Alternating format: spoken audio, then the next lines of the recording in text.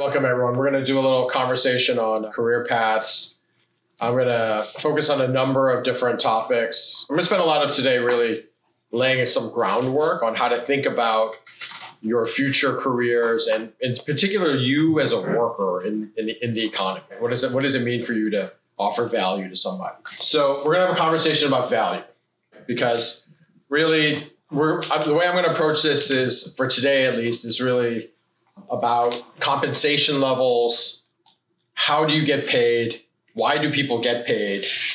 And ultimately, what that's about. So the market for labor is just like every other market. It depends on supply and demand. And then we'll talk about compensation trajectory. So where in the economy are people making money? How do they make that money? How do you position yourself to get paid?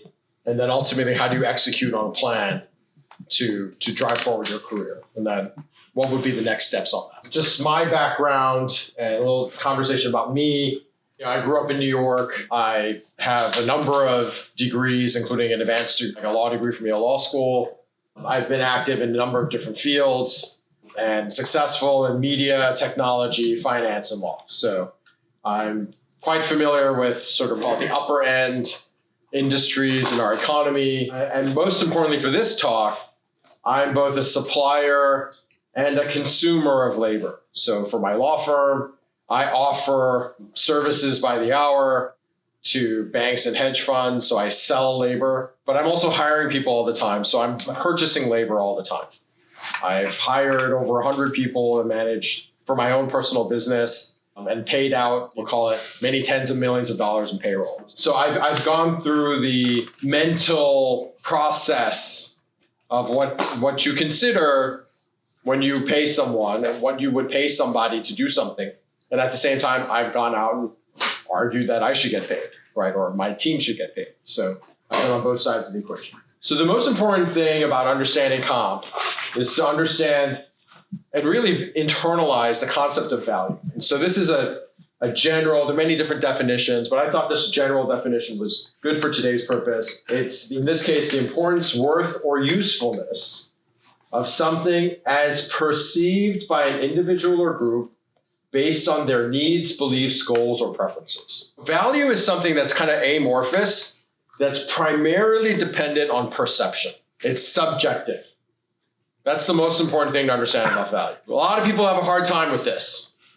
A lot of people think value should be objective, but it's not. In fact, there's no value actually out there that's objective. So water is essential to our survival. The value, especially when it's plentiful, is almost nothing. In fact, we give it away for free. Value depends on scarcity, it depends on supply and demand. At any given time, what the community thinks is valuable is always changing. The word for that community is the market. So if we want to understand how much something is worth, we got to look at the market. A good way to understand value is to consider the art market. Art is really where we see in its purest form the community make decisions about value.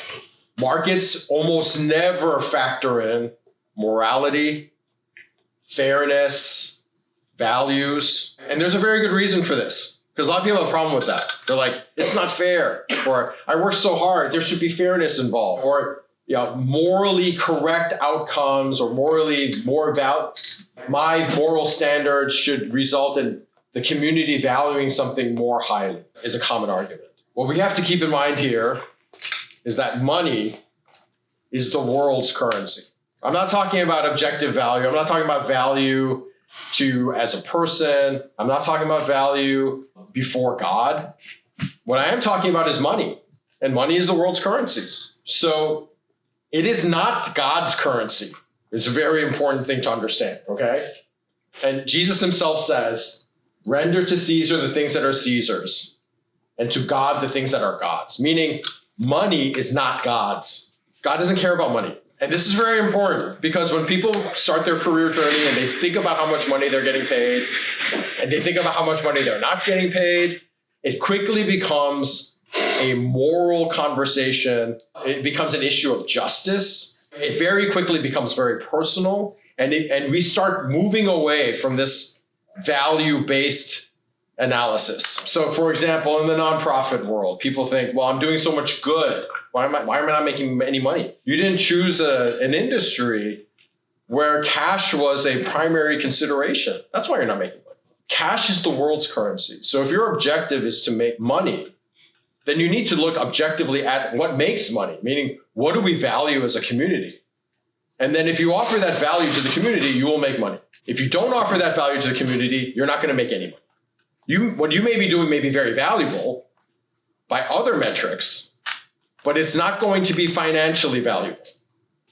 And that's the decision that you make when you pick your career. So I'm going to say this at the outset.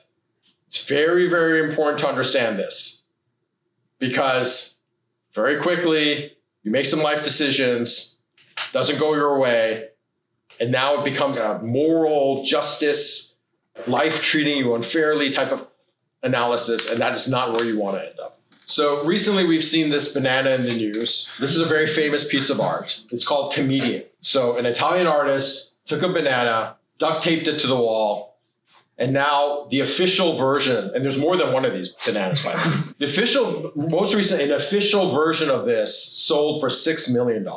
And a lot of people think it's insane. It's crazy. How can this happen? And we start having that moral conversation.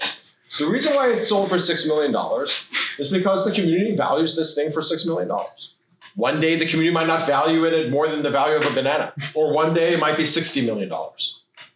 It's really up to the people in the community to determine what something is worth. And this is no different than the value of your labor. So that's something to keep in mind. The next time you start asking yourself, I can't believe so-and-so gets paid so much money. It's the community that decides, right? It's not just one or two people, by the way. It's us as a group. So I'm going to review supply and demand. We all understand you have demand for a product. If there's a lot of it, so if that artist started duct taping bananas all over the place and increasing the supply, the price will go down. So there's a certain concept called scarcity. So when the supply does not meet the demand, the prices, that equilibrium point with the X goes up. And the way prices go up is you create scarcity. And when there's an oversupply, meaning either there's too much supply or there's too little demand, prices go down. So an example would be, there was this craze a few years ago with fidget spinners. So when fidget spinners first came out, I actually bought a fidget spinner before they became popular, and I paid $5 for it. And then at some point, people were paying $25, $50 for them when they were hardly to be found. Months later, market flooded with fidget spinners. Now they're selling for $2, and the fad's over now, and they give them away. Supply and demand. On the right, you see some factors that go into supply and demand. When you consider supply and demand, especially as it relates to you and your labor, you need to think about things from both the perspective of the supplier, which is you, but then also from the consumer, which is your boss. Very rarely, especially when you're young, do you purchase labor, but you do make a lot of purchase decisions. And so as you think about your career, you need to be putting yourself constantly in the shoes of yourself as the consumer, because all of you are, believe it or not, are very sophisticated consumers. But for most people, there's this kind of wall where they don't think of themselves as the product. And so they don't understand themselves. Why are people not valuing my fantastic product when they themselves are extremely picky consumers and demanding consumers? One of the factors that you have to consider is that there's two types of product out there. There's what we would call commodities, and then there's customized product. So what's a commodity? A commodity is a product that is the same everywhere. A box of cereal. A box of cereal at Publix, a box of cereal at Walmart, it's the same box of cereal. It should be priced exactly the same everywhere. A can of Coke, you buy it at the gas station, you buy it at the supermarket, it's the same can. When you have a commodity product, you can only really compete on price. If I'm selling cereal and my competitor's selling cereal, the only way I can win is, all other things being equal, is by lowering the price. Now, I might have a better location. In the stadium, they can charge $10 for Coke. Whereas at the supermarket, well, there's no location premium, so you got to charge $4 for a six-pack. But all other things being equal, when you're talking about commodities, you're competing on price. Now, how do you upscale a commodity? Well, you add value to it. So for example, wheat, sugar, these are commodities. A bag of sugar is no different from any other bag of sugar. But then when you take that bag of sugar and you turn it into candy, now you've added value to it, you've changed it. It's a different product now. And now you can charge a lot more for candy than you can charge for sugar. There's cheap candy and then there's high-end chocolates. So that's one way to kind of add value. What often happens, however, is that you can commoditize high-end product. So someone had the idea of, you know what, I'm going to create fancy chocolate. And then another guy decided, I'm going to create fancy chocolate too, except I'll create my fancy chocolate in my factory. And then by doing so, it's almost the same chocolate. Most people can't tell the difference. Now they commoditize chocolate. What happens? The price goes down. So there's this constant cycle of commodity versus custom. And I mention this because you should start thinking of yourself as in relation to where you fit in this commodity versus custom category for the services that you offer. If you look at personal wealth anywhere, but especially in the US, what you'll find is that almost all wealth is concentrated to the top 1%. And basically over time, it doesn't matter what the environment is, you'll always have a situation where a small handful of people control all the wealth. And a lot of people are very confused by this. And they don't understand. They think that wealth is a limited resource and it can be sort of shared like land. But what people don't understand actually is they don't understand value. Value is actually created by the community. So there's not a fixed amount of value. We as a group can attribute, if we're miserable, there'll be not that much value in the community. And if we're happy and excited and we love stuff, more value. So value it's fluid. So why is there so much wealth concentration in a handful of people? And why is that actually almost a law of nature? Why is that inevitable? Here are two very good examples. So Tom Cruise makes a movie. People go see that movie because Tom Cruise made it and he's in it. There's 10, 20 other actors in those movies. The amount of value that Tom Cruise brings to that movie is 99% of the value of that movie. If he was not in that movie, there wouldn't even be a movie. And if they went ahead and made the movie anyway, no one would watch it. They could have every other single person. They could have the same stunts. People are not going to watch that movie. He commands all the value. And why does he command all the value? It's because the way that we, as humans, as a community, the way we attribute value is we want the best. We want to associate brand. We've now attributed, you know what, Tom Cruise makes good movies. If he's going to make this movie, I'll watch it. So we decided that Tom Cruise adds value. Now, the other guys in this movie, they're working hard. They're doing a great job. I think they're all great actors. If you gave them an acting test, they would probably do better than Tom Cruise. But that's not how we value. That's not why we make the decision to go spend $25 to go see this movie. And because we decide, well, you know what, I want to go to the best. I want to buy pizza. This is the place to buy pizza from. Don't go to that place. We don't decide, you know what, I bought pizza from this place and this place kind of sucks, but I want to help them out. We never say that. Everybody always wants to go to the best place. And what that means is that the best players provide all of the value. And really, if you think about it in terms of fairness, they should actually control the wealth. So we saw recently that Ohtani got the largest sports contract in history. Really, when you look at the evolution of sports contracts, the conversation should not be, why are these guys getting paid so much? It's really that historically, these guys have been massively underpaid. Babe Ruth was getting paid so much money, but really Babe Ruth should have been getting paid 80% of the payroll of the Yankees or more. Ohtani gets proportionally like 90-something% of the payroll. That might be too low. If you look at, say, Messi, when Messi's in a game, tickets go for $400. It doesn't matter who else is playing. If Messi's not in a game, tickets go for $25. 30% of people won't show up. Really, whatever he's getting paid, he should be getting a percentage of the league, but he's not. That's the level of value that he's bringing. What you're seeing on the right is the expression of that. So it's not just in movies or sports. If you got sick, you could have a choice. You could go to the everyday doctor. And if it was a regular illness, you might do that.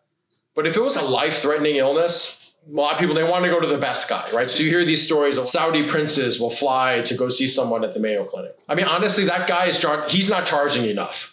he should really charge this dude $1 billion. And if he did, that guy would pay it because that's the level of value he's actually providing. If this guy who's hundreds of billions is getting on a plane to go see you and his life is on the line, a couple of $1 million is probably undercharging that guy. So value. This is the case in every industry. So you have Ohtani, and we know him because we watched basically that. We have Mahomes, we have these stars out there, but there's a star lawyer who buys and sells companies. And if you want to buy and sell a big company, you got to go to this guy.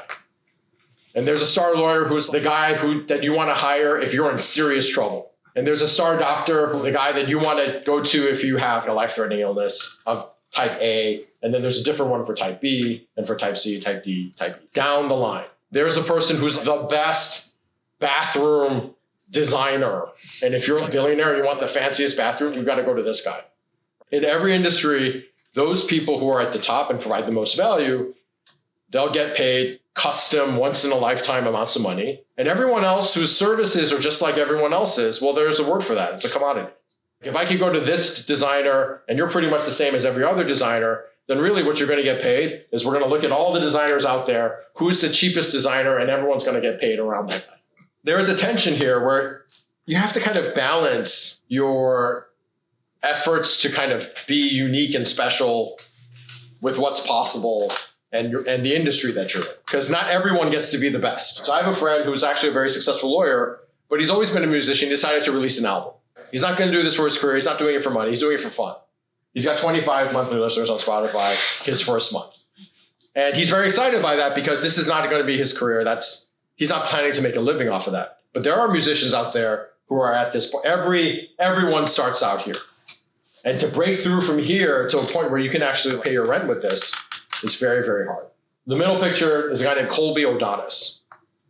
So if you're familiar with Lady Gaga's very first #1 hit, Just Dance, he was the unknown up-and-coming guy that they brought in to do the feature on that song when Lady Gaga was a nobody.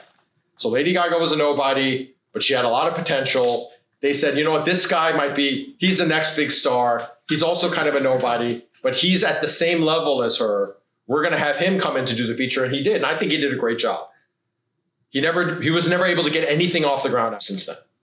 But he's still, having been on a #1 hit song, he did better than 99.99% of aspiring musicians. And then you have, on the right, Tokyo Drift, right? And the guy who was the star in that movie, I think most of you have probably seen it, he never starred in another movie. I mean, he made it. He was the star of a Hollywood wide-release film. And this franchise is one of the most successful franchises now in world history. But he never starred in another movie again. For every Ohtani, there's literally every other ball player in Major League history, no matter how successful, who's never been able to do what he's been able to do. I mean, a lot of them have done very, very well. You have to keep in mind, as you try to kind of move up this sort of custom ladder, right, and add value to yourself, there are going to be natural limits to what's possible. And there are also going to be limits to what's achievable in the market. So in the labor market, you are the product. And when you're selling and developing any product, you have to look at it from two perspectives at the same time. You have to adopt a supplier mindset, and you have to adopt a consumer mindset. What is your product?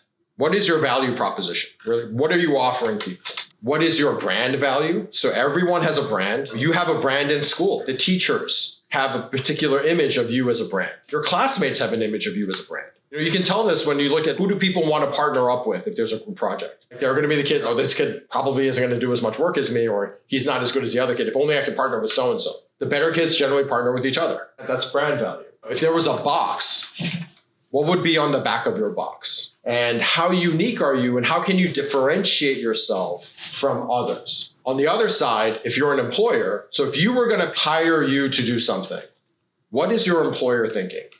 Or what would you be thinking when you're looking to employ yourself? And that decision, I'm telling you right now, is exactly like every other consumer decision that you make. You make a decision on your phone. Am I going to go with iPhone or Android? You look at the experience, you look at the cost, you look at how it feels, you look at what your friends have. All of those decisions are exactly the same decisions that employers make when they decide to give you a job. When you go to the grocery store and you buy milk and you're looking at the expiration date, generally people want to buy this week's milk, usually don't want to buy last week's milk. And that also is part of the decision. People generally want fresh vegetables, not frozen vegetables. People, all things being equal, of course, would prefer business class to economy class. But why doesn't everybody fly business class all the time? Because of cost. So all of those decisions factor in. And it's important for you to think about this because right now, every one of you is at a point in your lives where you have complete and total flexibility. So you have unlimited, right now, potential. Your story is not written yet. You could say, for 90% of the jobs out there today, I'm going to go and do this. And you have enough time to get there. Every day, that window gets a little smaller. So a good example of this would be sports. Sports has a very, very short window. Right? If you wanted to be a professional basketball player, a professional football player, a professional baseball player, for most people, had they started at a particular age and committed themselves to a certain level of commitment, regardless of their genetic talent, there's an upper end of human potential that they can achieve that for many of them would get them into at least the lower ranks of the professional leagues. But for most of those people, that window is over by the age of 10. If you were not all in on baseball by 10, if you were not all in on basketball by 10, the likelihood of you getting there, even with genetics at 15, is very, very low. Right? And you can see this from the kids that actually do get there. Similarly, in all the other fields out there, there are windows. And those windows are shrinking because there's only so many entry points. You all, however, have not yet gotten to the point where those windows have closed on you for nearly all jobs.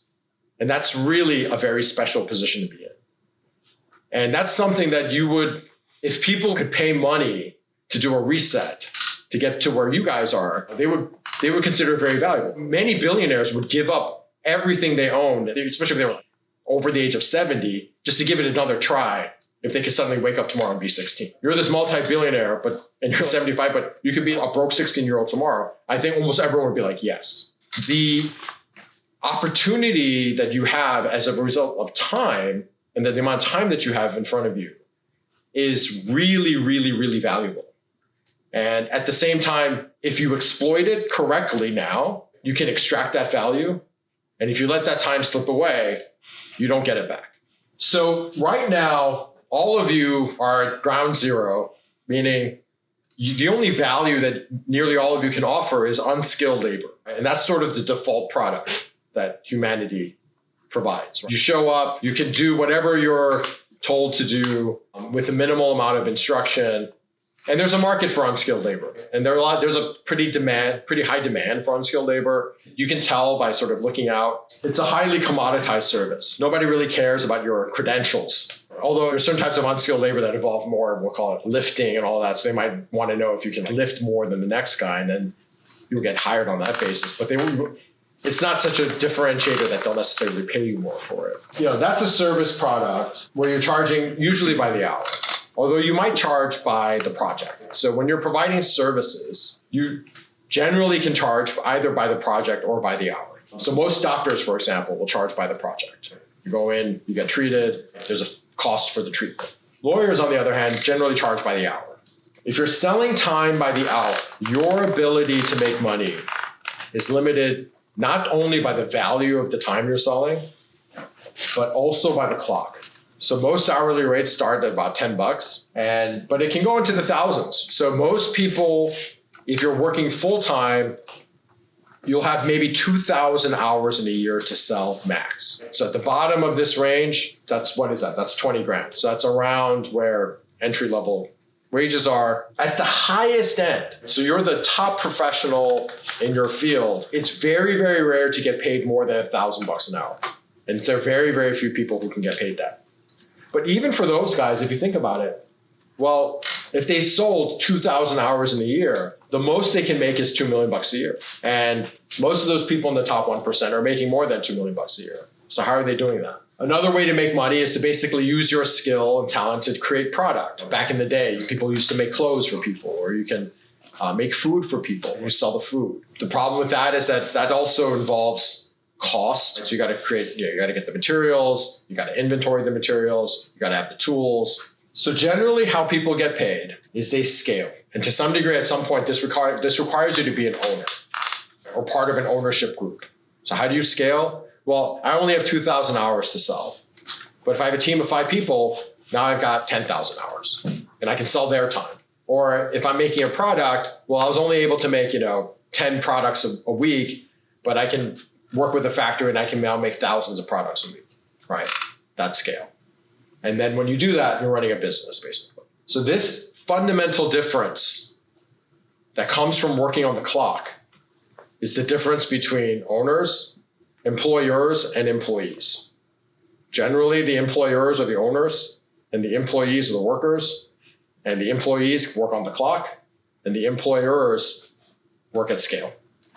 And that's how they get paid so much money. So what is a job? Well, in a job, you need 2 key players. You need an employer, and in order to be an employee, you need an employer. So a job is a paid role and a service to an employer. It's not an entitlement. It's not an identity. It's not anything else. It's somebody who decided to pay you money to get you to do stuff. And that's all it is, even when you're getting paid millions of dollars a year. It's important to remember that because a lot of people think jobs have moral value to them. But like I said earlier, if you're attributing moral value based upon cash, now you've gone off track. When you're entry level, what are you primarily selling? Well, you're unskilled. So the main thing that you're selling is potential. There are some unskilled jobs where they don't really care about your potential. At every Home Depot, there's a group of unskilled men who just wait for day labor jobs. Nobody cares about their potential. When you come out of college, you'll still be unskilled. But every employer that's hiring you out of college is hiring you not because of what you can do that day, but what you might be able to do in a couple of years.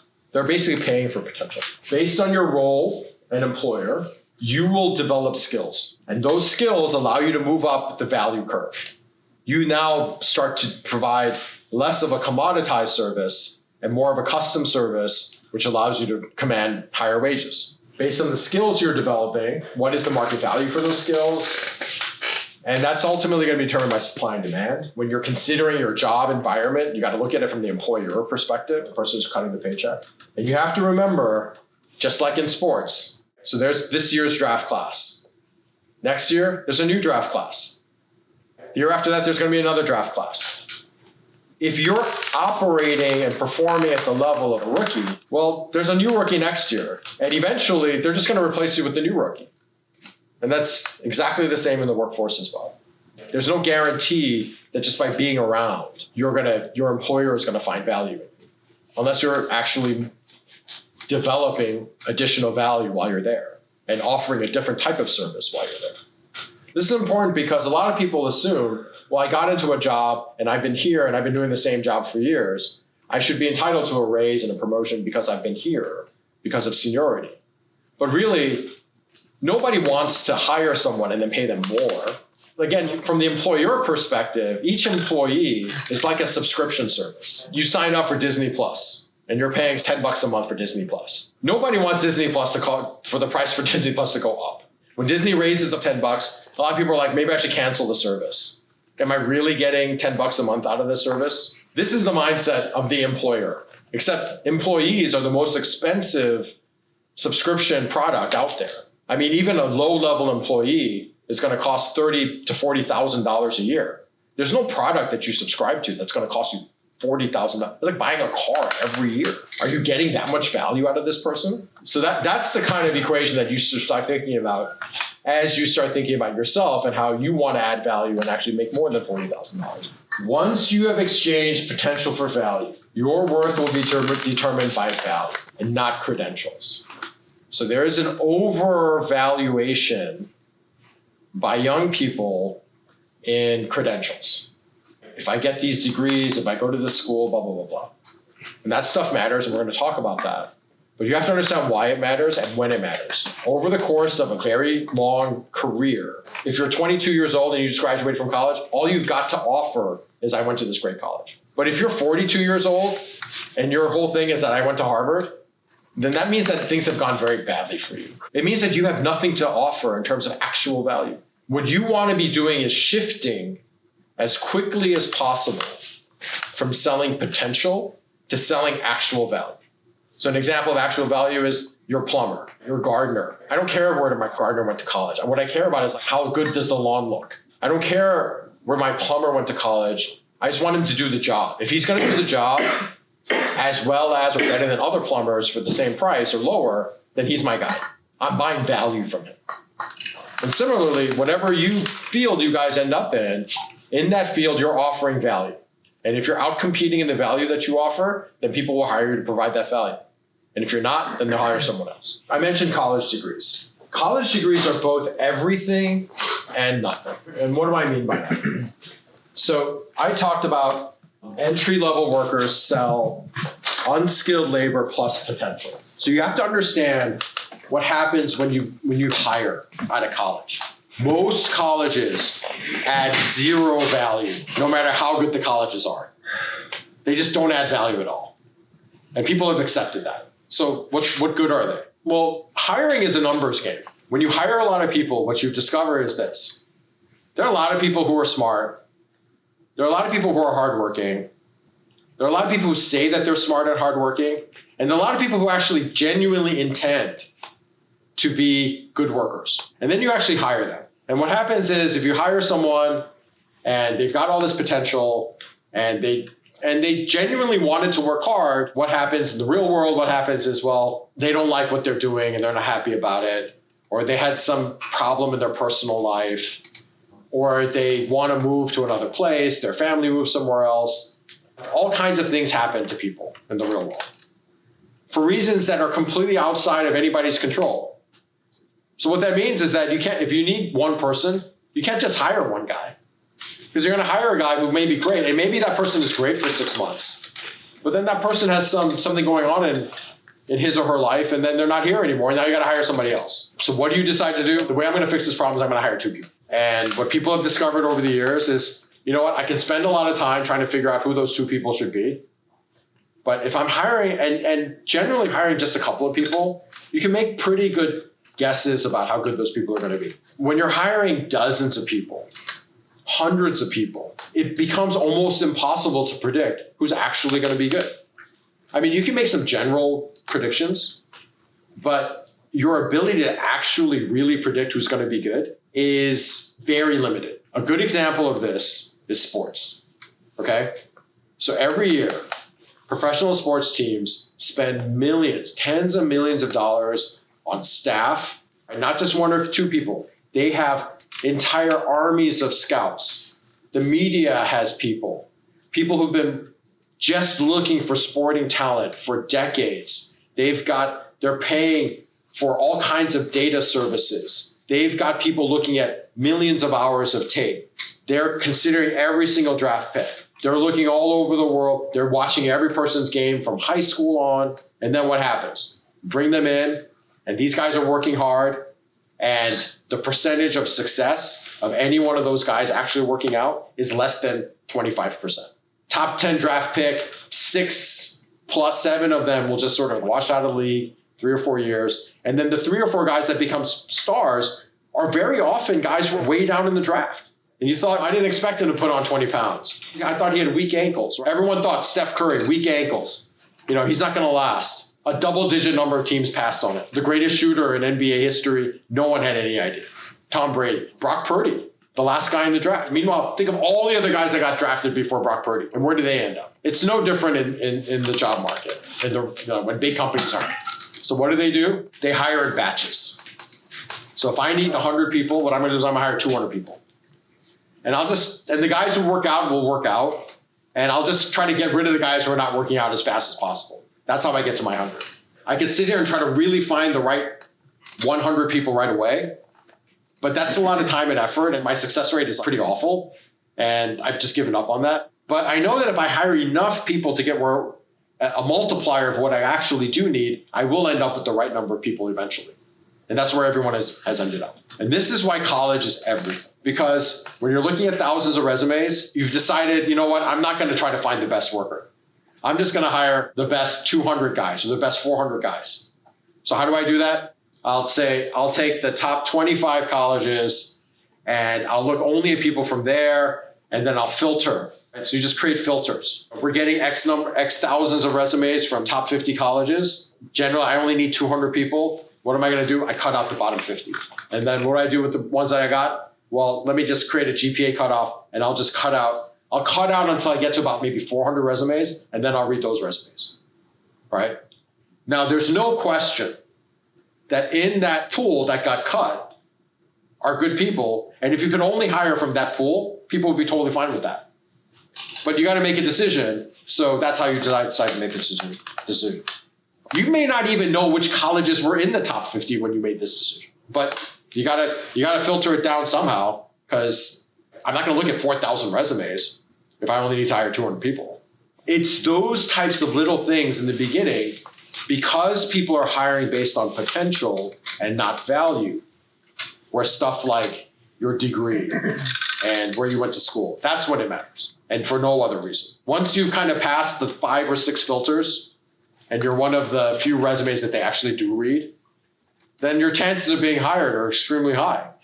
Because at that point, they don't really even care. They're going to see how you work out. All based upon historical experience, what they'll say is, these kids who've gotten more than a 3.5 GPA from these schools have generally worked out at this success rate. And then over time, you might tinker with that. So for example, like the Ivy League schools were a very reliable source of talent for elite employers. But a lot of these guys are washing out now. So a lot of the employers have now said, you know what, I've replaced the Ivy League with these state schools instead.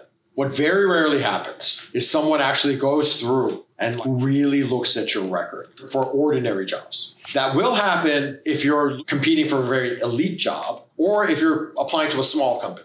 If it's a small company that has 5 spots, then they're going to want to know the people that they hired. But if it's a megacorp, they're just basically filter.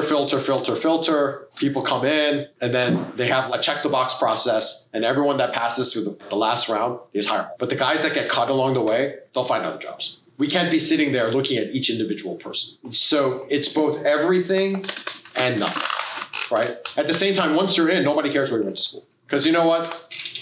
If all the top school people actually did work out, then they would only hire from the top school. But it turns out you can hire from the top schools, and a lot of those guys don't work out at the same rate as everybody else. So once you're kind of in that general pool, then it's just like, all right, now that you're here, let's see if you actually have potential. It's kind of insane when you think about, so a lot of people make these decisions about where they go to college, not realizing this. So from where you were, for the amount of money that you paid, you could just as easily have gone to a school that was in a lot of companies' cutoffs. But no company really advertises exactly where, I mean, everybody knows how they do it, but no company says this year we're looking at only the top 30 or the top 50. So you decide to go to some school that no one's really heard of, and then no one ever even looks at your resume. You're wondering, why do they not look at my resume? But I have such a great education, I've got these great skills. It's just like, look, we have to hire 1,000 people a year. This is how we do it. And then now you're on a different path. Because college is not meaningful in terms of actually determining how much value you provide, there is a way to neutralize it as a factor. And the way you do that is if you knew today that your chosen career was going to be whatever, you were going to be a product designer for this type of product with this type of technical skill, you could today start working on making yourself an expert in that field. So for example, there are people who so companies will need someone who's an expert in a particular type of coding or an expert in a particular type of data analysis. Now, most people don't ever bother to actually turn themselves into experts in these fields. So what happens is you got to train these guys. But if there was a guy who actually knew what this was, so I'm in derivatives. So if there was a guy that decided at 16, you know what, I'm going to have a career in derivatives. I'm going to learn all this esoteric stuff about derivatives right now and put myself in a position to let people know, I know people don't really do this, but I've invested 4 years of my life to actually get myself already trained up in what you do. And they could actually credibly prove to me that they did that. Then I would hire them even if they didn't graduate from high school, because I just need them to do the work. And again, another good example of this is sports, right? If you can run the 40 in 4 seconds, well, now we're talking. I don't really care that if you didn't play, you've got these specific skills. If you can lift this much, right? You can jump this high, you can run this fast. Well, maybe we can work with that. So in every field out there, there is going to be a way forward for people who actually come in the door with some value to add. The more of that value you're able to add, even if it's just a little bit, that radically changes the equation. Now you're not just selling potential, you're actually selling some value. So now you're not these generic group of 100 resumes I just filtered through. I don't even know anyone's names. I just use the database to click a bunch of boxes. These are the guys I'm left with. Now you're actually someone who actually offers some value, right? Now we can actually talk about that. And so if you were to decide my career objective is this, and you start adding value to yourself 5 years from now when you're only 23 years old and people are still at square one, now you've got a massive advantage. And that's something you can do because you're young. So one thing about careers is that they're very, very long. You should be expecting to work about 35 to 45 years. And most people assume that they're going to stay in a job for the rest of their lives, but that almost never happens. And that especially will not happen now. So you should expect to switch jobs over the course of your career. And the landscape is constantly changing. So I introduced two concepts in the last slide. One was industry and one was role. So the skills that you're going to be learning, the one thing that you take with you are your skills. That you own that.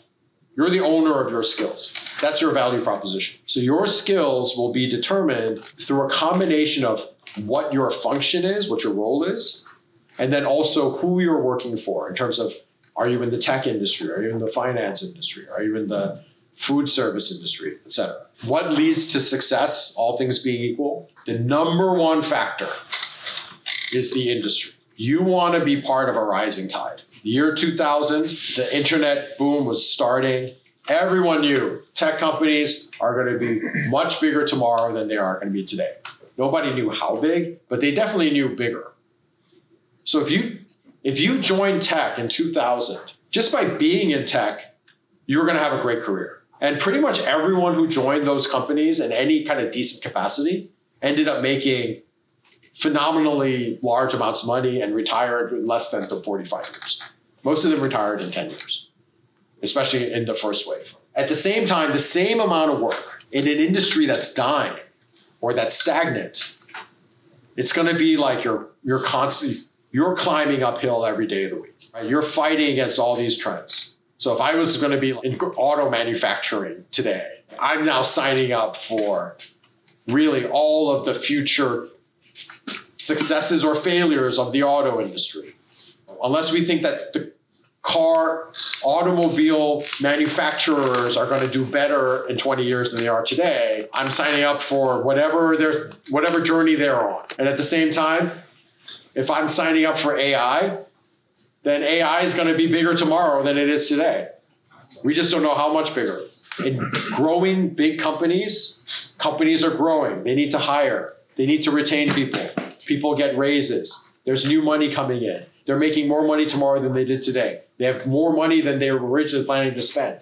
What happens then? Snacks, free lunch, benefits, bonuses. In industries that have flatlined or are shrinking, they made less money this year than they made last year. So what happens? Pay cuts, less benefits, everything shrinking. So if you worked at Google in the early 2000s, you were going on all these offsites and there was a free cafeteria with unlimited food.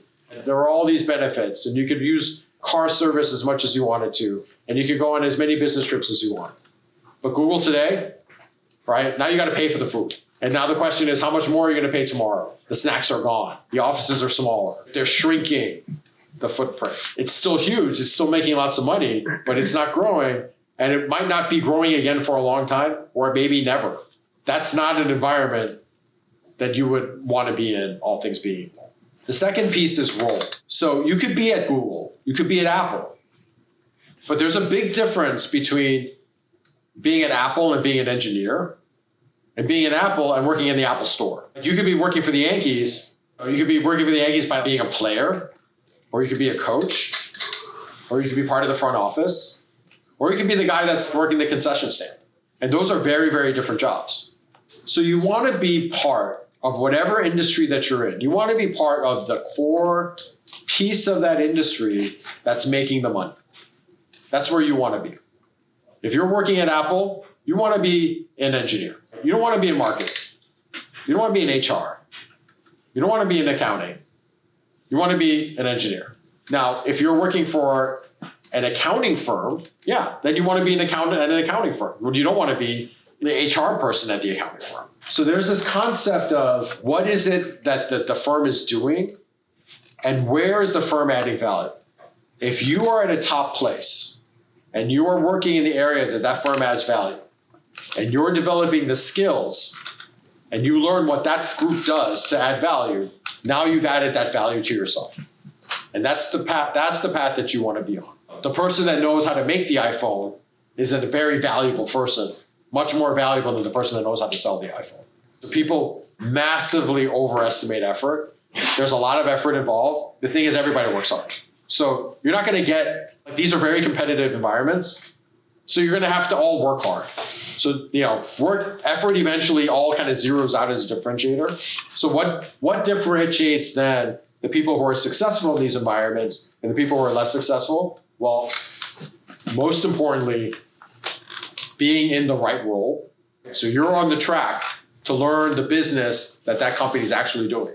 If you're working for this chemical company, you're a chemist, or you're part of the product development team. And then finding the right boss. So this is an example, if you were to work at the megacorp. So most of the megacorps have the degrees of separation between the CEO and the person at the bottom is usually in the 20s. Rarely is it less than 15 degrees of separation. So I worked at Bank of America. Between the CEO and the lowest level person at the branch, it was mid-20s. You had to go through this level, this level, this level, this level, this level. And then by the time you get to the lowest level branch person, it's 20 degrees separation. Organizations that look like this, 200,000 person companies, all of them have a organizational model that is basically inspired by and originally developed by the military, the original massive organization. What you need to consider when you work for these companies is what your pathway is going to be. So a lot of people think, oh, I got a job and they want me to do really well, right? Don't they want me to be successful? So everyone thinks that it's in the realm of possibility, just by working hard and doing your job, to go from, say, a worker to the CEO. But in reality, again, just like with the military, the most important function role in the org chart in the military, the thing that makes the military a military, it's not the generals, it's the privates. If you have an army, the thing that makes you an army are the soldiers. If you have 10,000 soldiers on the field, you have a 10,000 person army. Nobody wants 10,000 generals. What they want is 10,000 soldiers. Nobody wants the soldiers to be anywhere other than on the field. So you don't want the soldiers getting promotions.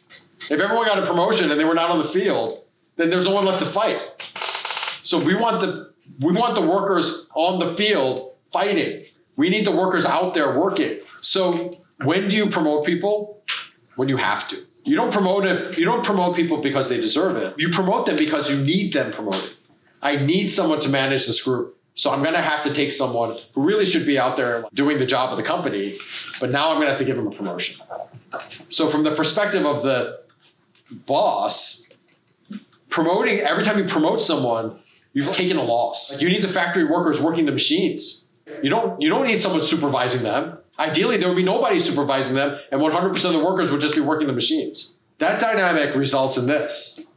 If you were to, based upon where you come in, the likelihood of you moving up more than 10 steps is very, very low. And most people stay about 5 degrees of separation from where they came in. So if you started out in the branch, you're probably going to be stuck in the branch. You're never going to be at the corporate headquarters. Now, if you started out at the corporate headquarters, well, now you've got somewhere to go. You might come in at level 9. You might come in at level 14, you might come in at level 19. If you're coming in at level 19, the likelihood of you getting to level 4 is almost zero. Again, just like the military. Your ability then to move up is going to be not just up to you, but it'll be primarily a result of your function and your boss. So for example, 5 years ago, you might have joined Company X, and somehow you got lucky, and Company X is a small AI group, and you got assigned to it. and your boss was the person in charge of AI for that company. And it was the small group that they were just kind of using to support other functions. And then suddenly AI became this huge thing. So the company says, okay, we're going to really invest in AI. You're the person in charge of AI right now. We're going to massively reorganize. We're going to give you a huge promotion. And now everybody who worked for that guy suddenly got that same level of promotion. So I'm 2 levels down from that guy. That guy moved up 10 rungs in the ladder. I move up 10 rungs in the ladder.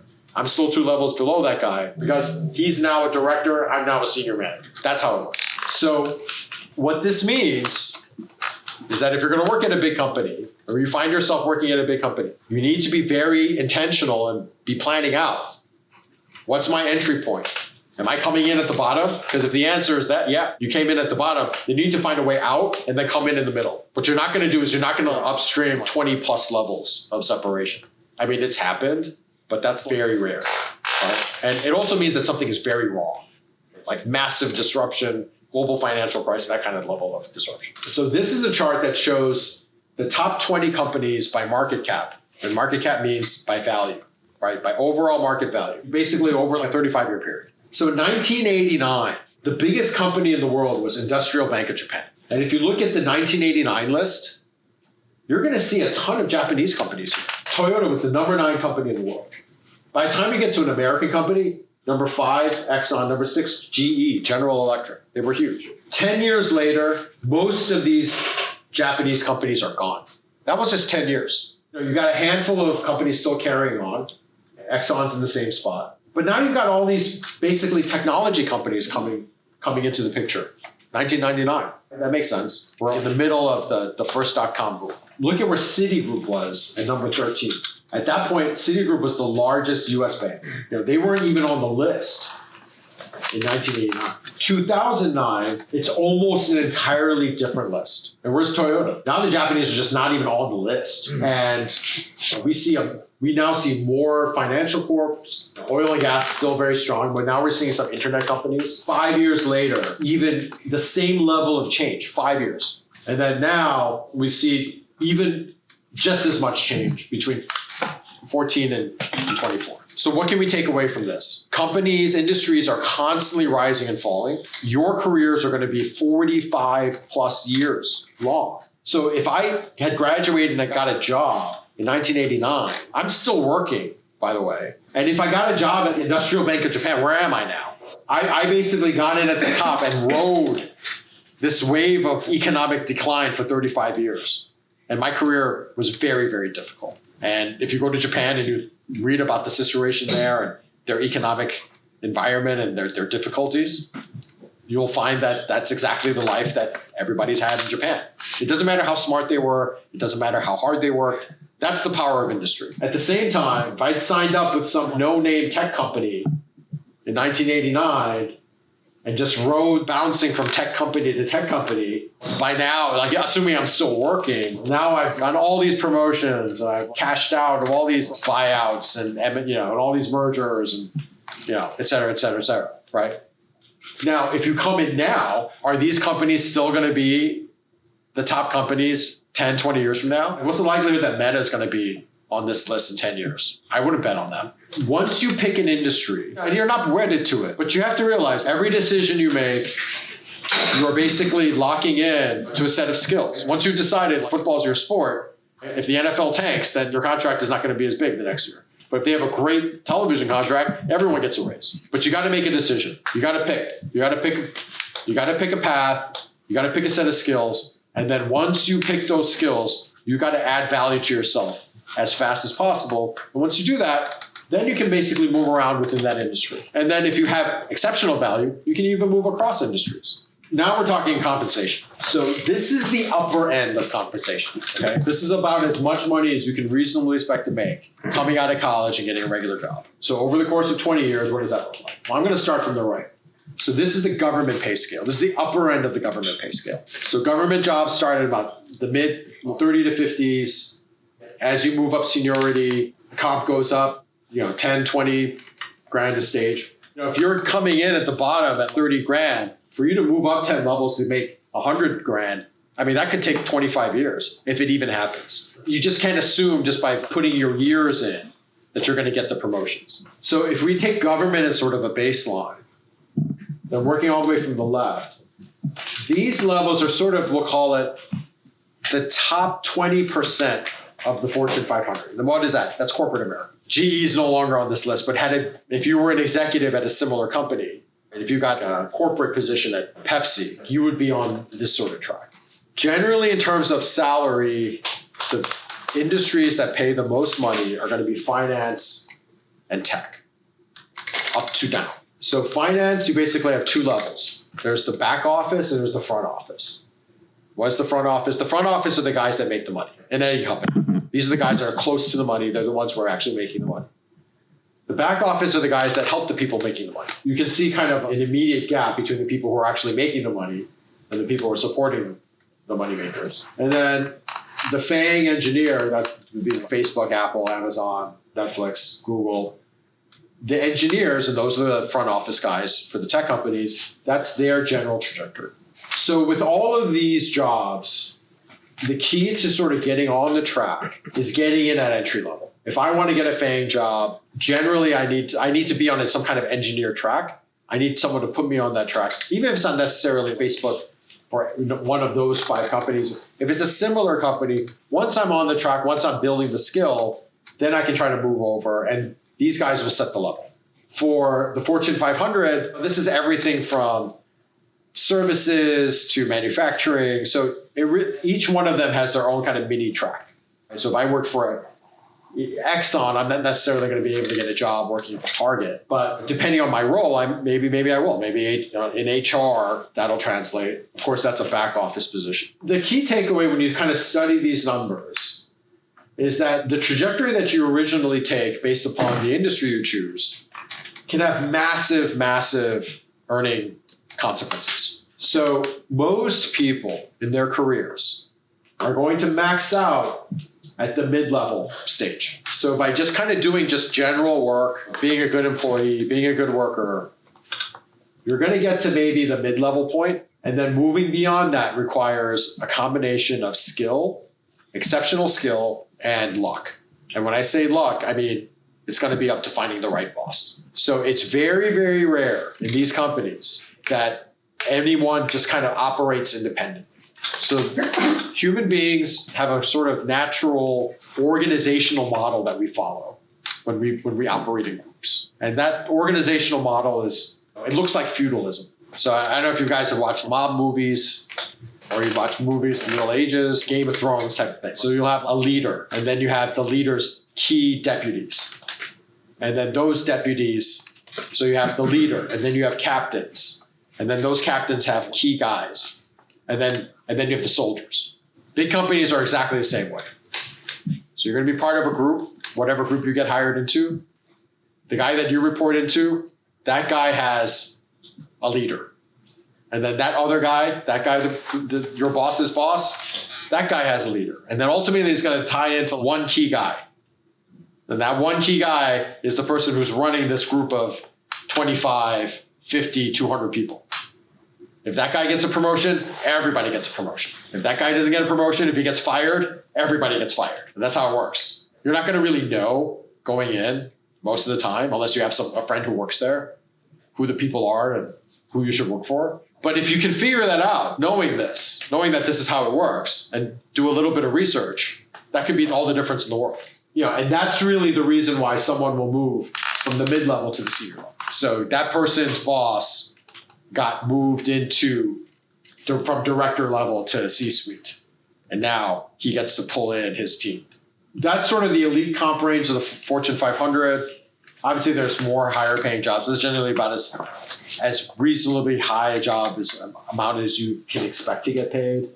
Working an ordinary type of Fortune 500. Finance, FANG engineering are generally going to be higher as an everyday job without specialty skills like being an elite lawyer, doctor, or sports star. Most people max out in the mid-level. For most people, that number is in the 200,000 range. One way to look at that is if you work full-time, you're working about 2,000 hours a year. And 200 grand is about $100 an hour. I mean, when you look at it that way, that's a lot of money to get paid an hour, right? Very few jobs people will pay $100 an hour, especially for 2,000 hours at a time. So for most industries, most everyone caps out about in the 200s. If you want to go beyond that, you need to scale. So you need to be part of a large team or the leader of a large team in a bigger organization, or you own your own business, or you're a part owner in a business. And then that's how you kind of break through. Once you get the core skills down, especially if you're in a big company, your ability to manage the relationships within the company is what's going to make the difference between you being a mid-level guy at 200 and you being a senior executive at 400, C-suite level guy at $1 million. It's not that those guys, they're not the MVP players. But they were MVP players of a different kind. They were the MVP players of working within the company. They know how the company worked, and they were able to work within that system effectively, which would make sense. Because if you think about it, so a lot of times you look at these executives and like, how did this guy become the boss? They're terrible at what we do. They're not the best engineer, and yet they're running the whole team.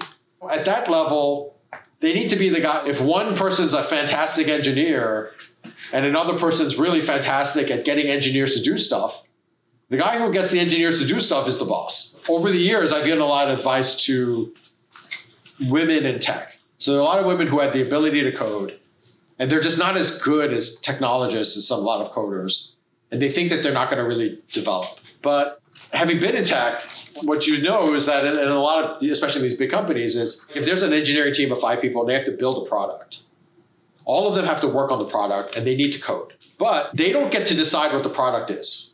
The executives decide, I want you to make this product. So, and the executives are usually not engineers. And even if they are engineers, they're not going to look at the code. What they are going to say is that the customers say that they want this feature and I want this feature. So someone from the engineering team has to go talk to those guys and explain to them, you asked us to make the feature. I made the feature. It does what we did what you asked. And please give us credit for delivering a great product. Can we all get bonuses? Generally, the same people who are really good at coding are really bad at meeting with executives. Okay?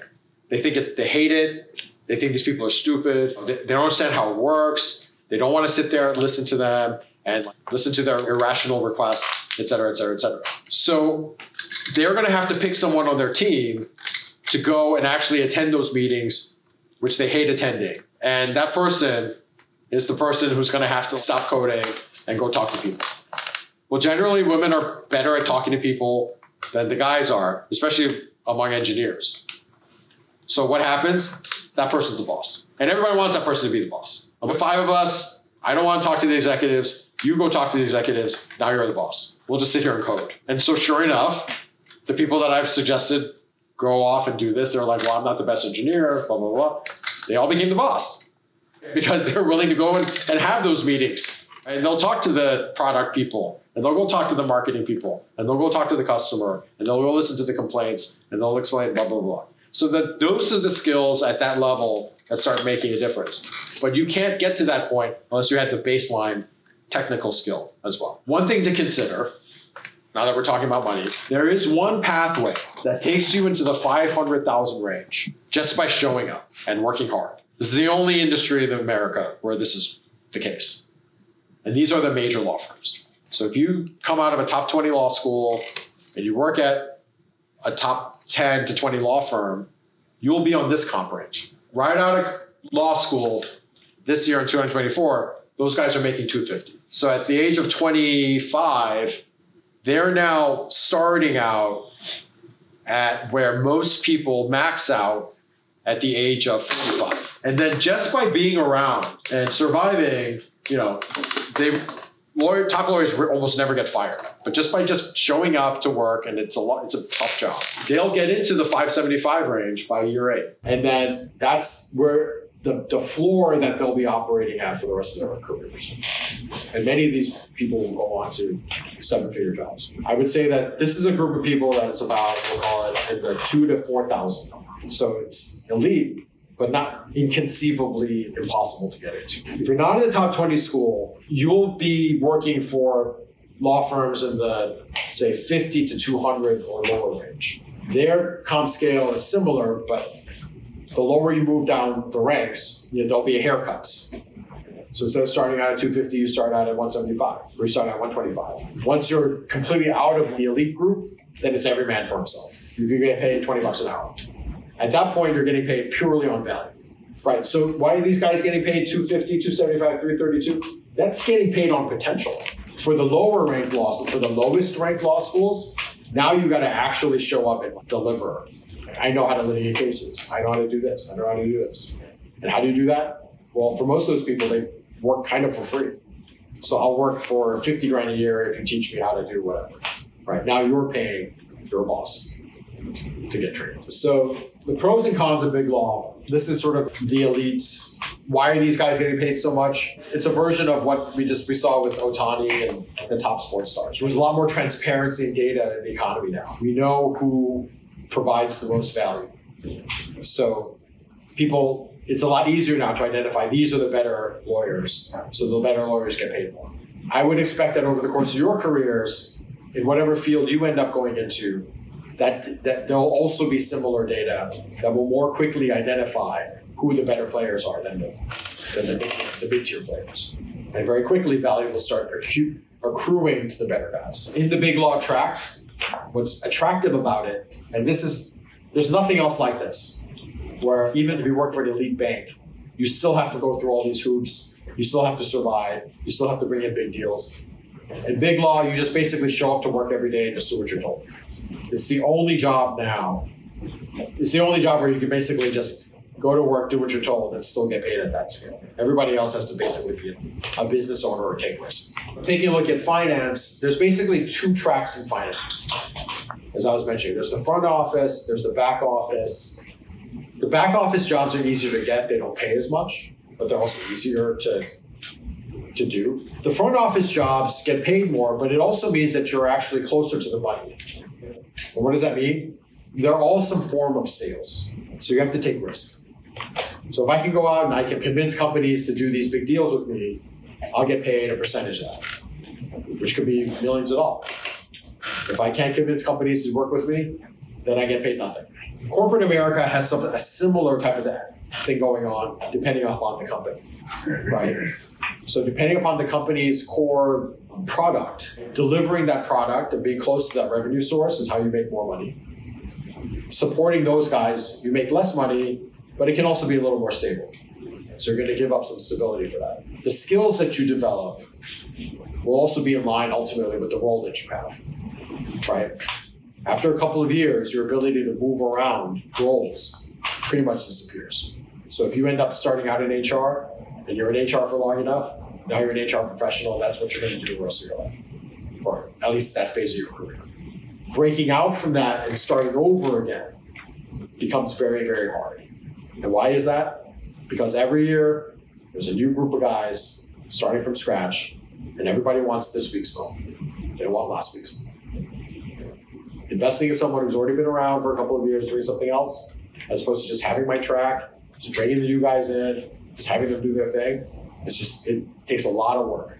And it's usually not going to work out. I mean, it could work out, but again, when we're talking thousands of people, nobody wants to do something like custom. The number one mistake you can make is just randomly getting a job, randomly working in a particular role. We talked about industry, we talked about role. These are the two things that are going to build your skill set. Most people make these essential life decisions just based upon where they happen to get a job, and blasting out thousands of resumes. And then something comes back, and then so someone who spent years thinking about what college I'm going to get into, right, ends up just walking into a company, not really knowing what role they're going to be in, not really understanding what industry they're going to be in, not understanding that they just committed the next 40 years of their life to this path. That's the actual path. That's the moment of truth. What you don't want to do is stumble into that, because these were the guys that called you back when you were randomly applying for jobs in the last month of college. You don't want that. And you have 4 years, 5. You have 4 to 5 years now to look at the full range of options. Here are all these different industries. Here are the industries that I think are going to do better in 2050 than 2024.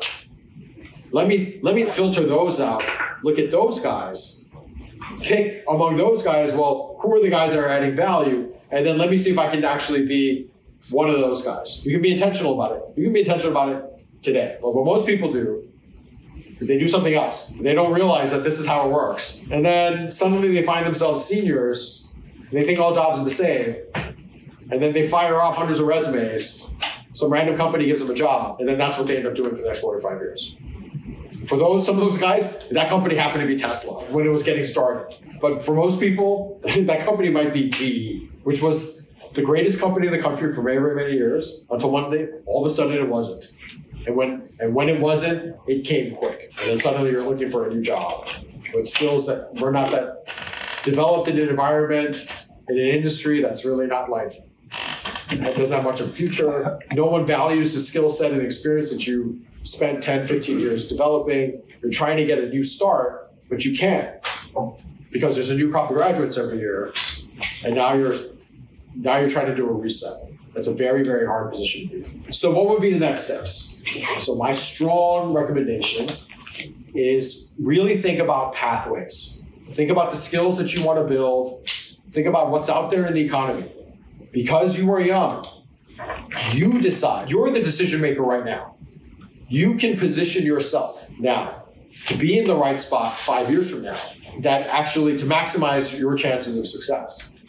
How do you do that? What are the entry points? So most kids, could identify, well, this is how you basically get drafted for the NBA. This is how you get drafted for the NFL. This would be the path from elite high school program to being a 4-star recruit to draft day, blah, blah, blah. But they won't be able to identify that pathway for the actual job that they're going to be taking in 5 years, which is insane if you think about it. If you know more about that pathway than the pathway that you're actually going to be on or the pathway that you want to be on, then this is something that you need to take a step back and you need to say to yourself, okay, where do I ideally want to be heading 5 years from now?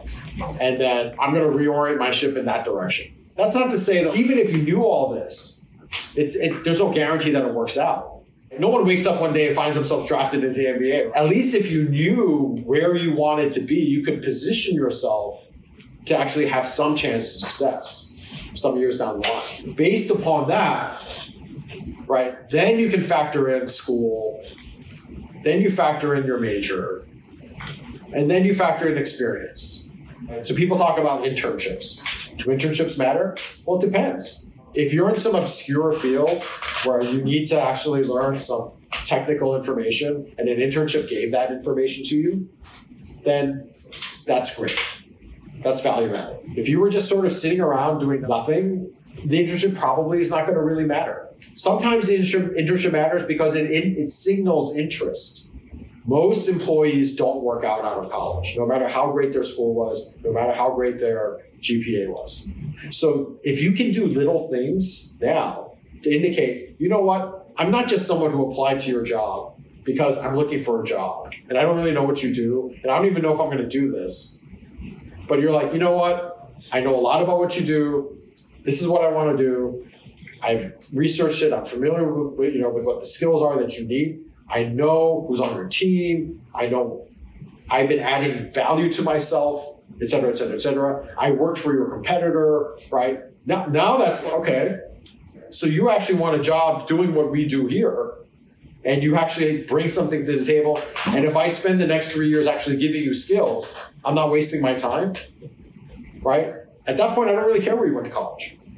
And probably I don't care what your GPA is either. And that took all about 5 minutes to convince somebody. But it does require you to actually have a plan and sort of take steps towards that plan before you show up for the interview. Once you've decided, this is the direction I'm going, it's very important for you to move up the learning curve in terms of skills as quickly as you can. Okay? I think sports is another great example. So you've got these draft picks as rookies. They're not expected to start necessarily, but they're expected to contribute. They're expected to work on their game.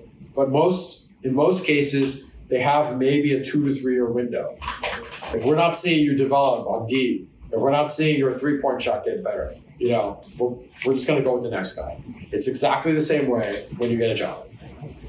You have to move up the skill set. And once you know, okay, this is what I'm doing.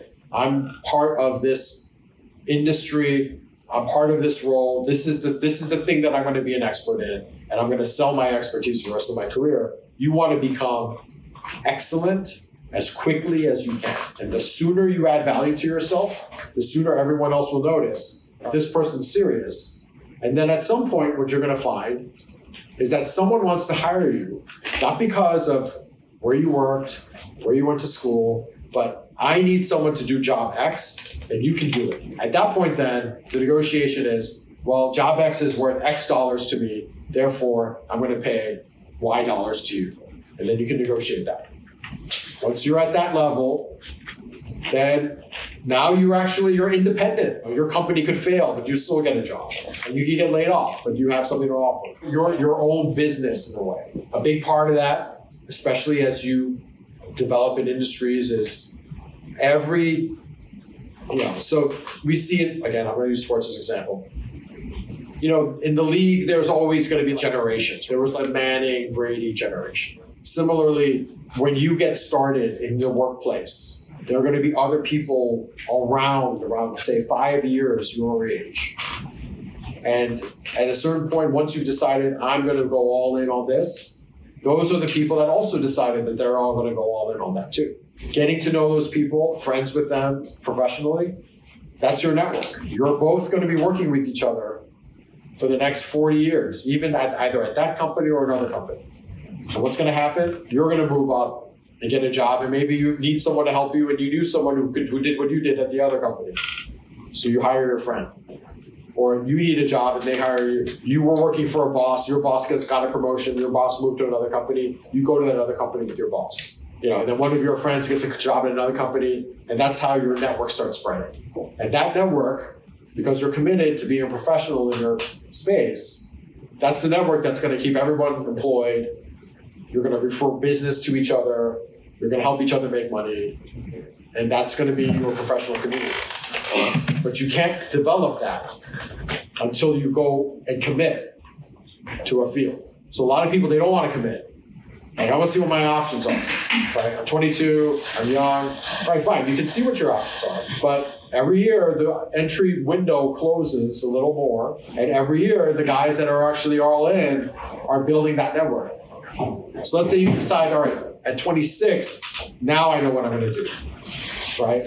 Now you're coming in with the next group, but you might not be as connected to the next group. It's like switching schools. It's like coming in, they're the kids that were in the school since freshman year or since middle school, and they had a group of friends, and then you have someone who transferred in as a junior. It's just not the same. This also happens in the workforce. If you get to a certain level of skills, effectively you become an entrepreneur whether you realize it or not. And at that point, you should consider being an entrepreneur. You've got skills. People are hiring you.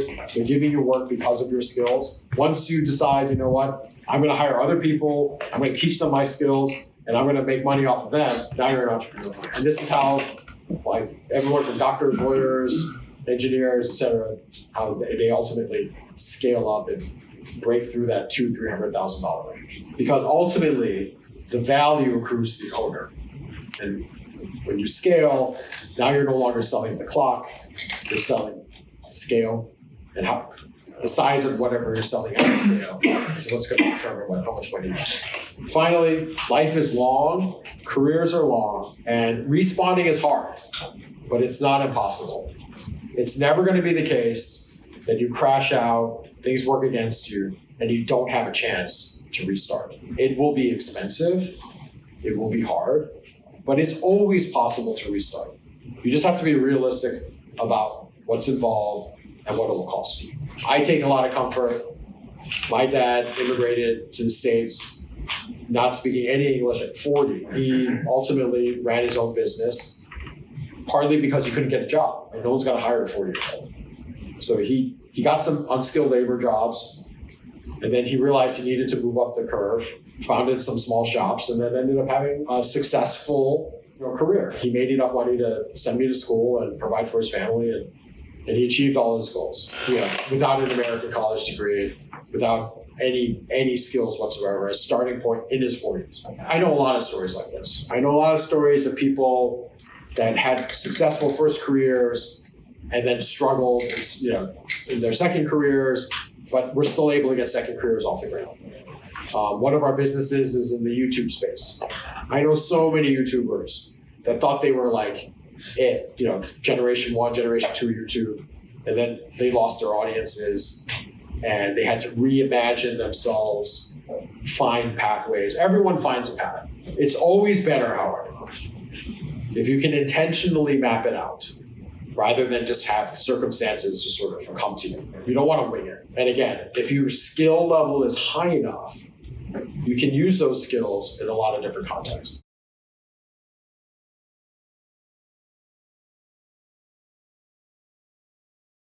So my dad wanted me to go down the engineering path. I didn't really understand enough about engineering to know it was possible. If I had known what I know now about engineering, I probably would have become an engineer.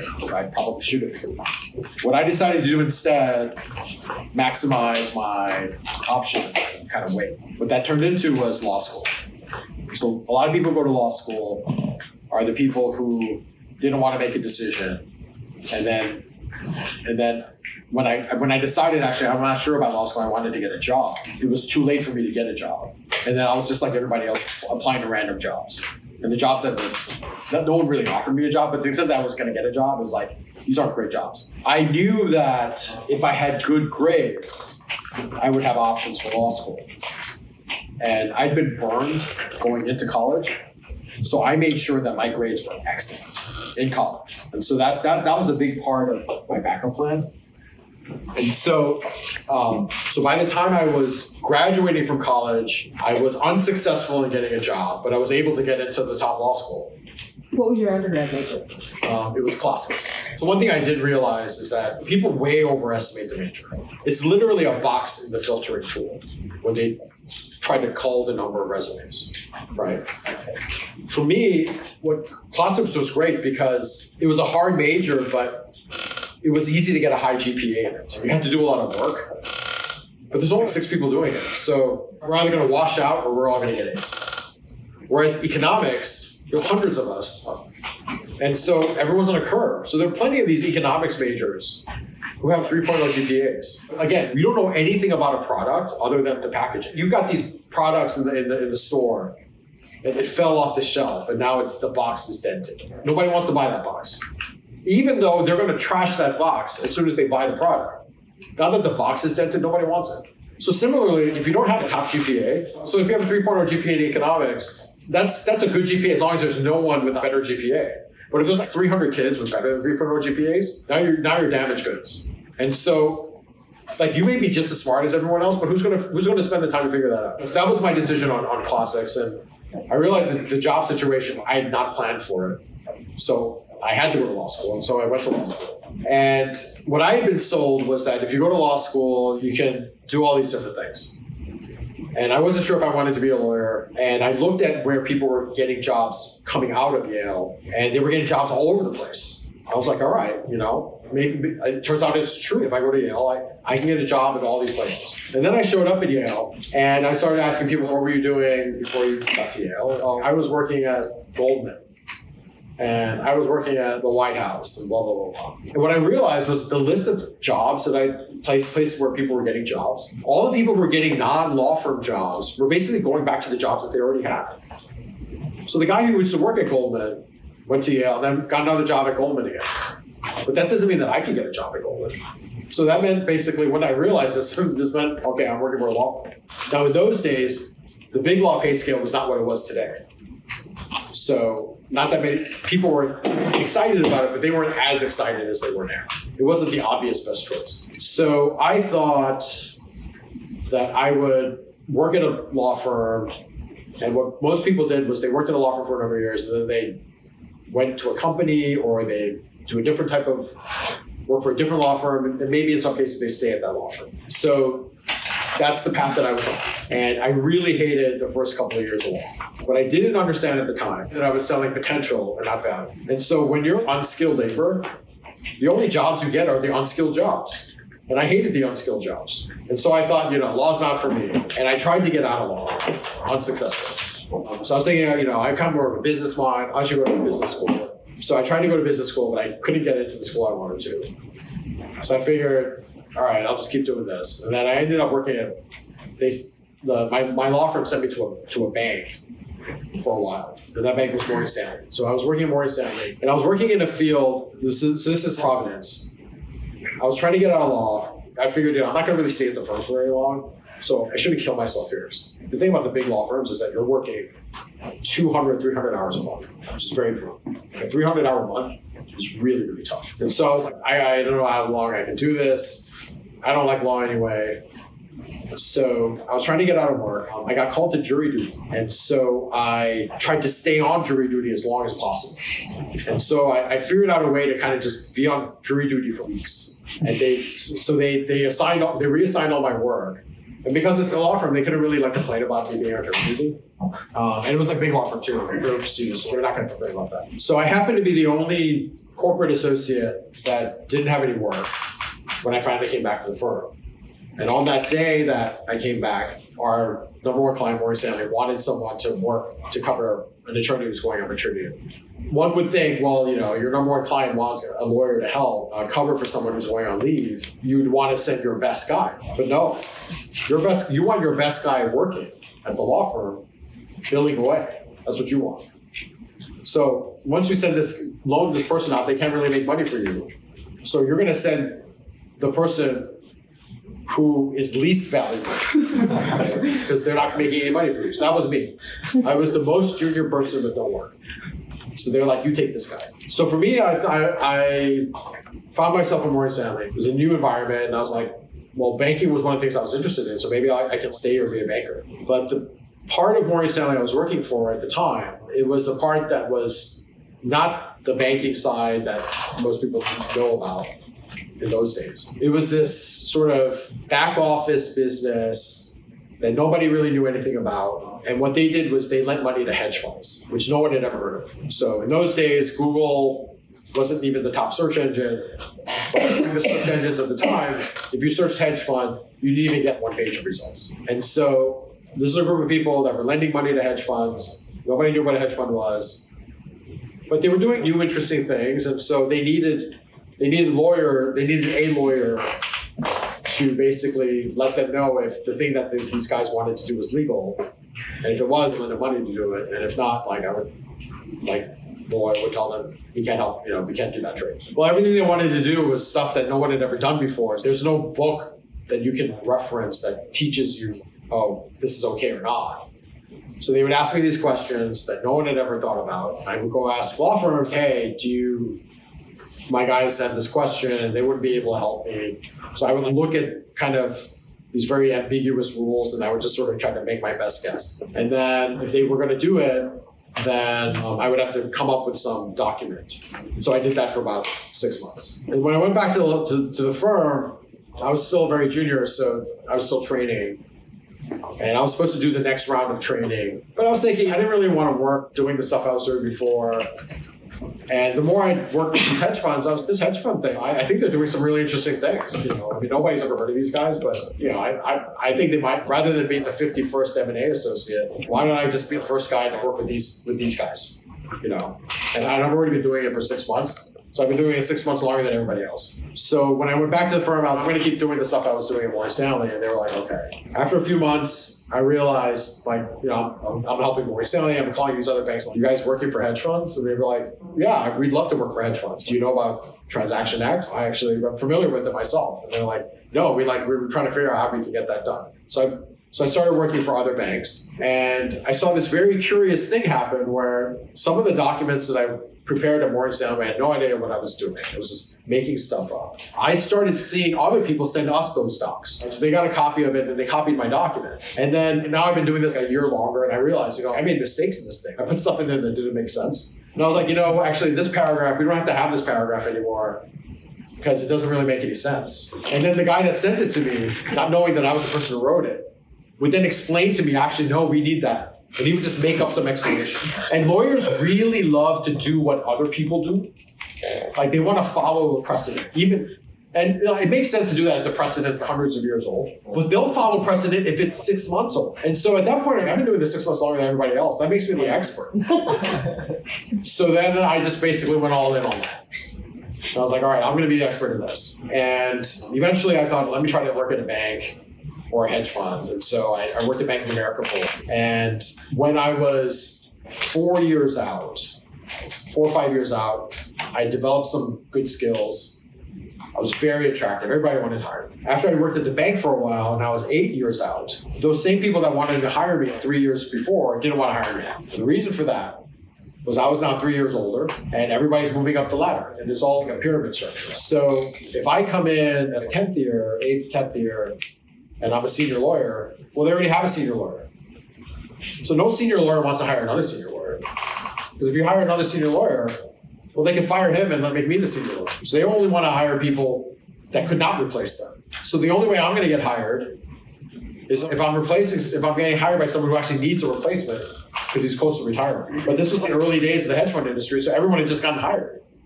So there's nobody who fit that description. So there's no way I could get a job. It was either join a brand new hedge fund or just kind of be stuck. And so I was interviewing, this kept becoming an issue. It was not an issue of skills and qualifications. It was really, where do you fit in? So at that point I decided, let me think outside the box. What if I opened up my own firm? Then we could work together. And now instead of me being possibly a threat to you or a competitor, I'm helping you. So I make you look good. You can do your job better. I just want to collect a paycheck anyway. And now we can think of it as a part-time job. So that's how I opened up my firm. I've been operating that firm now for almost 18 years. Along the way, Sana and I we had been English teachers. We had a lot of ideas on how to improve the materials. And one of the things that we always thought was very important, but it was very difficult to find materials for was nursery rhymes. So when you're teaching English to young kids abroad, you use a lot of nursery rhymes, but there actually were not a lot of nursery rhyme materials. And there's a lot of reasons for that. Nursery rhymes are really short. They're mostly about farming. A lot of the language is really old, so it doesn't make sense. And so we decided, why don't we make the rhymes longer? We'll turn them into songs. And then we can create a whole body of materials around that. So we decided just to do that. So I had money that I saved up to buy a house. And instead of buying a house, I put that money into creating those materials. And along the way, after we'd been teaching, Sana had been working in television for a while. But she couldn't get a job when she moved to New York because the New York market is very competitive and there's just an oversupply of producers compared to the demand. So I was like, let's do our own projects. And so we created a set of nursery rhyme music videos. So we invented the format. And my vision was we would sell some DVDs to make up for our costs, but we'll use this as a proof of concept to get a television show. And in those days, you had to burn DVDs to share video. When I was trying to pitch a television show, I would go to television conferences, I'd meet people, I want to show them our video. Well, I got to burn a DVD and I got to pay $20 to FedEx it. But in the mid-2000s, YouTube came along. And now I can upload our videos to YouTube and I could just email them to somebody and I could save myself $20. And in those days, that's what people thought YouTube was for. So that's what I did. And we spent years trying to pitch our television show and nobody took our pitch. But years and years after trying to put ourselves out there, we finally had enough content to sell a DVD. And I was like, well, maybe we could sell a DVD to make some of our money back. And I was looking for places I could market the DVD. And in those days, everybody had websites and you wanted everyone to use your website. So we had a website and I noticed, hey, our YouTube channel is getting as much traffic, in this case, more traffic than our website, and I never told anyone about it. So I took a hard look at YouTube, and this is before the iPhone. And I was like, why would anyone watch video on a computer when they can just turn on television? So I started really surfing YouTube, and I was like looking at it, and they gave you data. So I was looking at the data. And I was like, does this make any sense? Like, who are these people and why are they watching? So I spent a year trying to figure that out. And one day, I got a call from Google. Someone at Google randomly called me. They're like, can we stop by your office and ask you some questions? And I was like, okay. So this person from Google comes by and they're like, we're going to make some changes to YouTube. We want to know what you think about it. Here's the current format. Here's the new format that we're thinking of because we think mobile phone, people are going to watch YouTube on mobile phones, but the old YouTube didn't resize on a mobile phone. So you couldn't really watch it on a phone. Not that anyone had phones that play video. But they were hoping, they were planning for that. So they showed me kind of these wireframes of what the new YouTube was going to look like. We filled out these surveys. And I asked them, well, okay, now that we've answered all your questions, can you answer some of our questions? Why call us? And the guy was like, you guys are the biggest YouTubers in New York. And I work in New York, so that's why I called you. And I was like, because those are the cat video days. And I was like, people are watching this. And our numbers were okay, but I didn't think these were like the biggest numbers.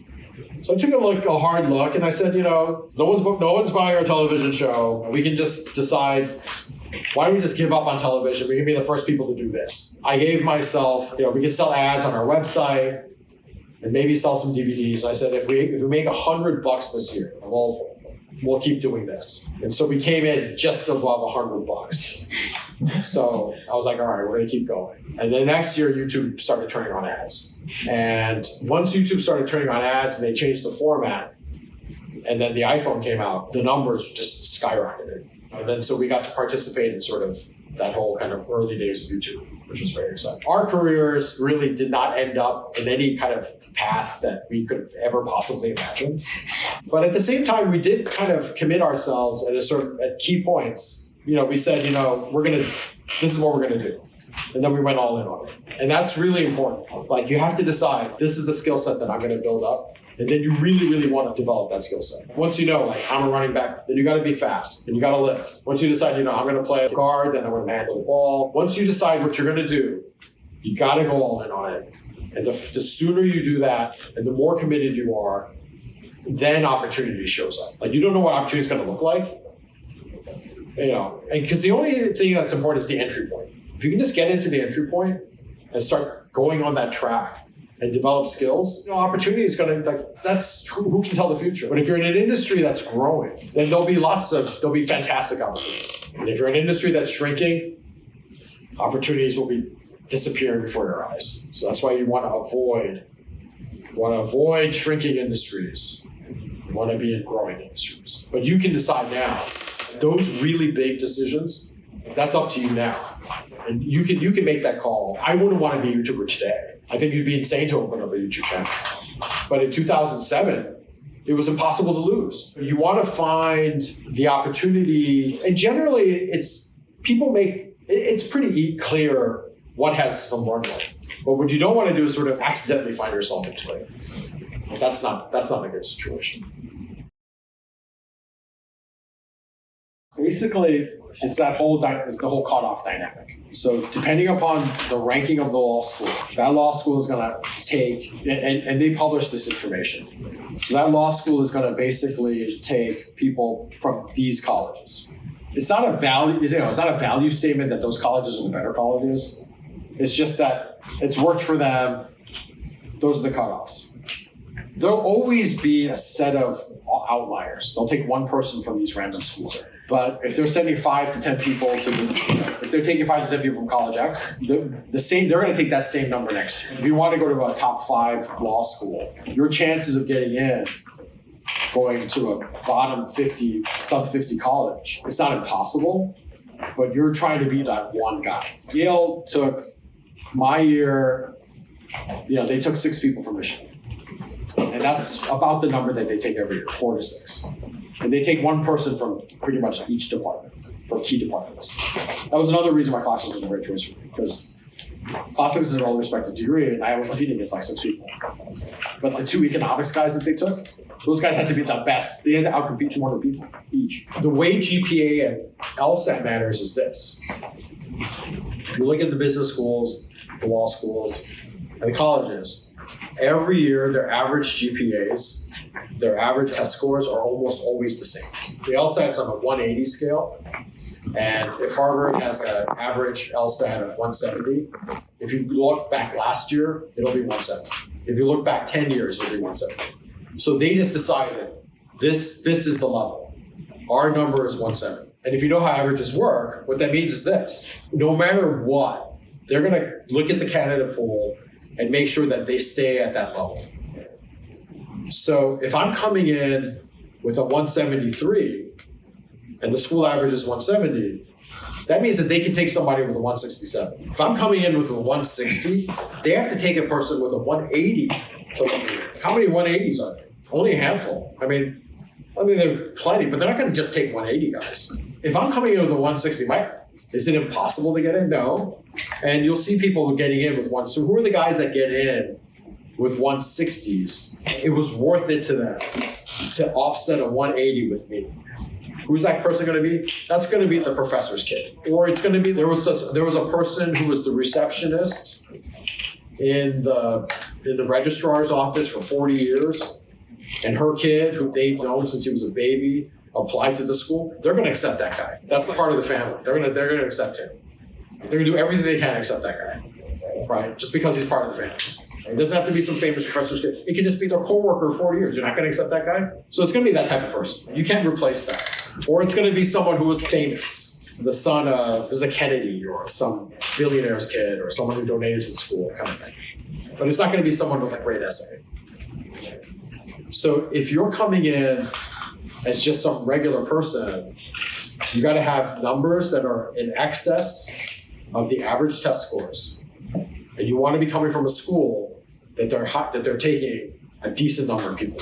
So you can look now, right, at each school because they publish all this data, and then you can just tell right off the bat, okay, these are the numbers I need to get in, or even with a perfect GPA and a perfect LSAT, my statistical chance of getting in is less than 50, less than 40. Generally, I will say though that a top LSAT score or a GMAT or whatever it is, it's rare enough and people will want, because they have to protect their average. That's valuable to them, and they'll take you in. High GPAs are a dime a dozen. There's so much grade inflation, everybody's got 4 GPA. But the test scores we can't make up. One of the biggest mistakes I made going to college was I didn't look at the applications until I was a senior. But the whole point of high school is to get into a good college, especially with the high school I went to. So I felt like a complete idiot.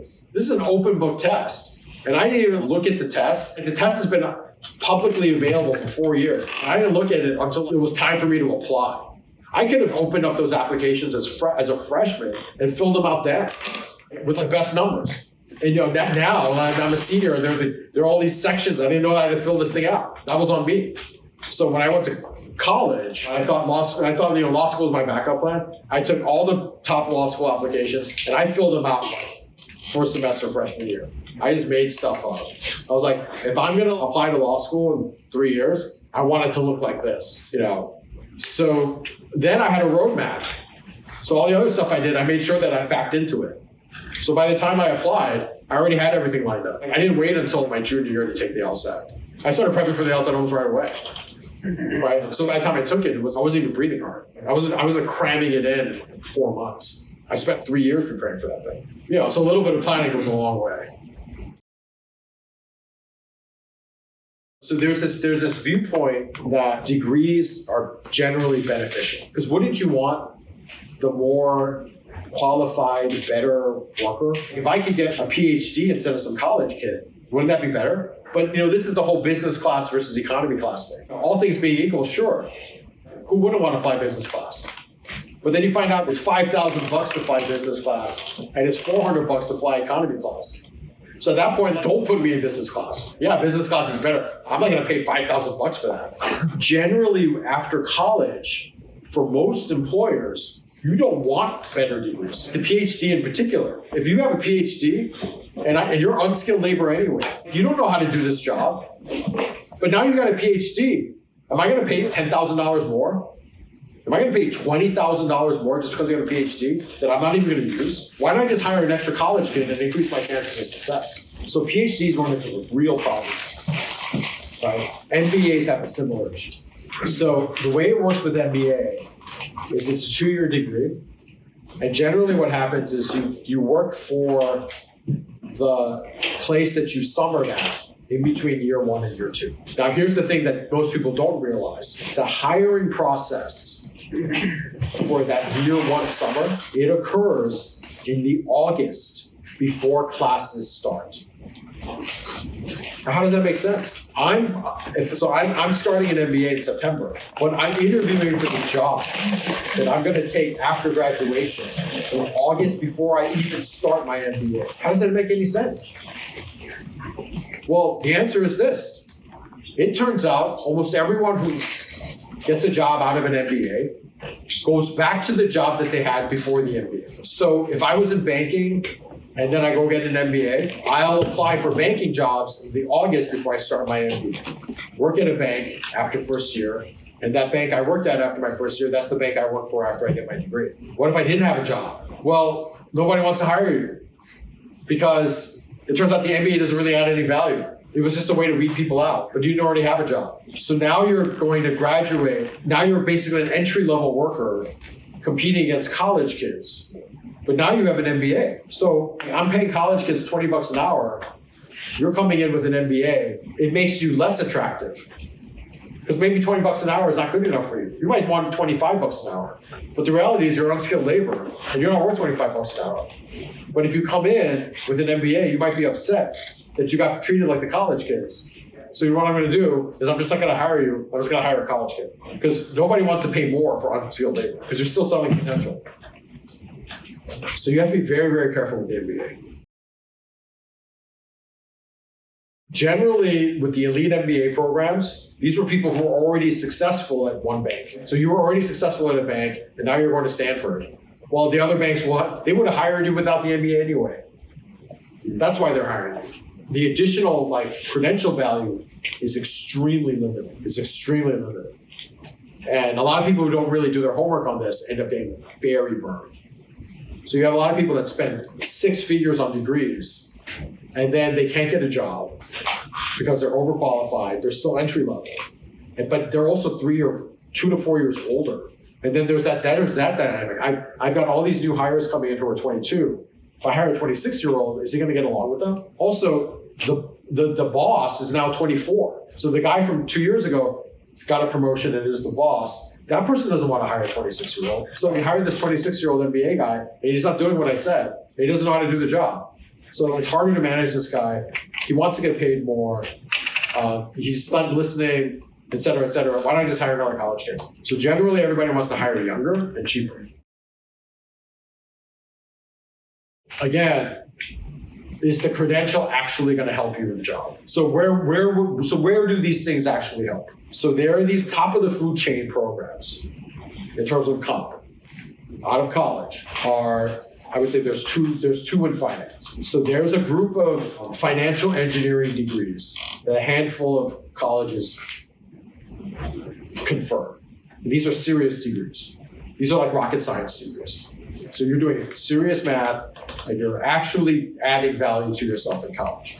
You're not just doing general studies. You're learning how to do a very specific type of financial engineering that requires extremely sophisticated math skills. If you graduate from those programs, now I know that you can crunch and model at the level that I need.